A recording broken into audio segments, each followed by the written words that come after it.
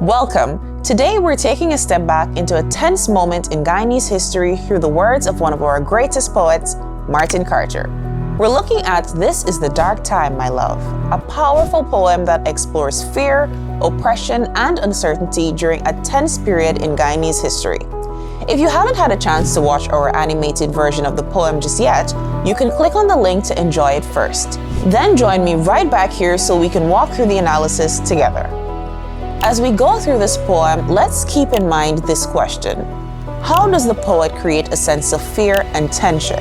Because that's really at the heart of this poem.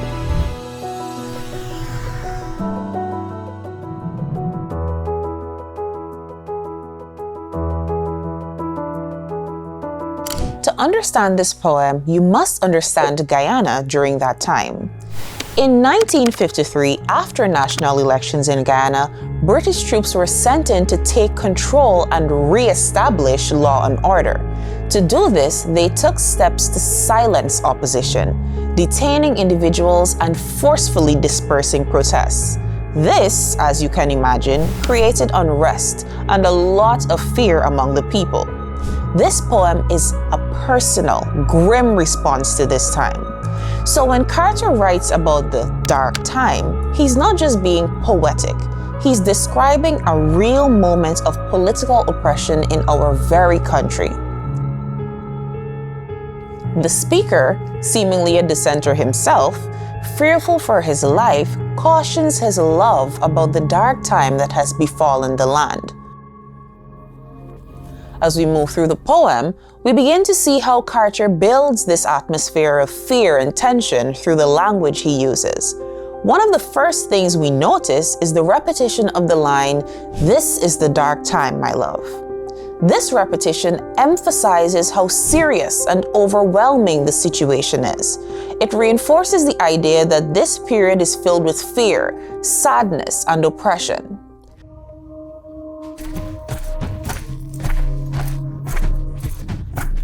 Now, Carter uses imagery and metaphor very effectively. For example, when the speaker describes the soldiers as brown beetles, he is comparing them to insects.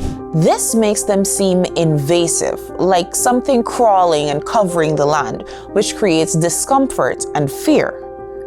We also see strong visual imagery in lines like, "The shining sun is hidden in the sky," and "Red flowers bend their heads in awful sorrow." Here, nature reflects the emotional state of the people. This is an example of pathetic fallacy. This is a specific type of personification where, as mentioned before, nature mirrors human emotion to reflect a character's mood or atmosphere. But Carter layers several devices together here. Aside from imagery and pathetic fallacy, these images are also symbolic.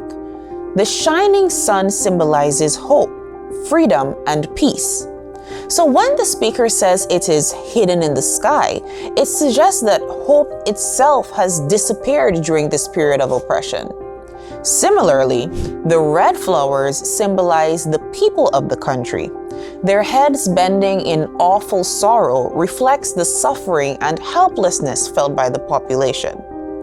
Through the use of this symbolism, Carter shows that the effects of oppression are emotional as well as physical.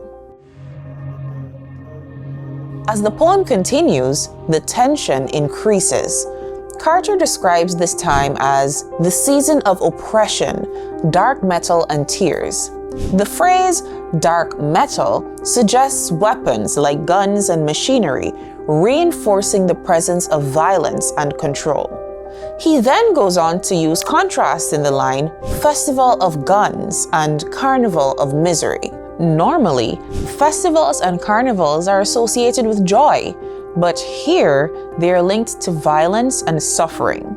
This contrast highlights how unnatural and disturbing the situation is. Toward the end of the poem, Carter uses another device, rhetorical questions. Who comes walking in the dark nighttime? Whose boot of steel?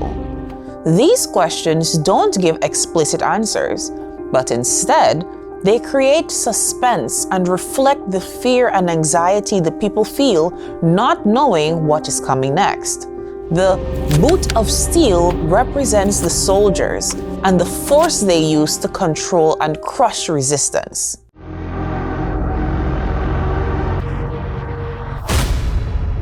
The poem ends with one of its most chilling images, the man of death aiming at your dream. Here, death is personified as an invader.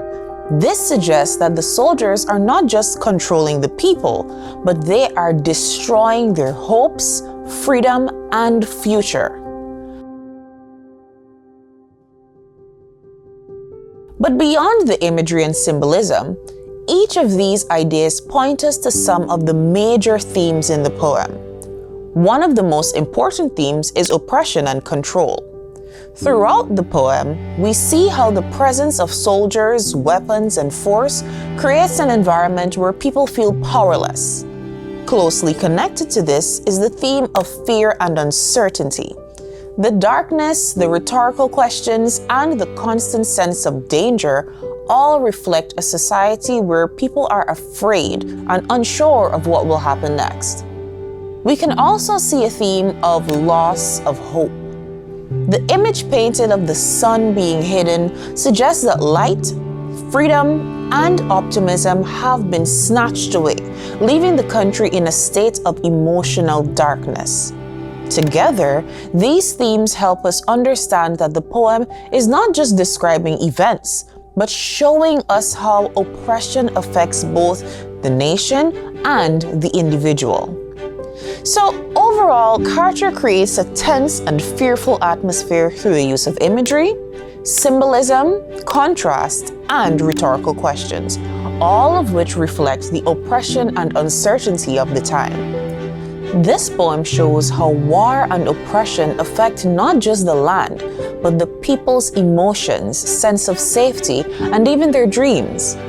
Decades later, his words paint a picture for us that allows us to experience what his life and those of many Guyanese and other Caribbean countries lived through during colonial times. And that's what makes This Is the Dark Time, My Love such a powerful and lasting piece of Caribbean literature.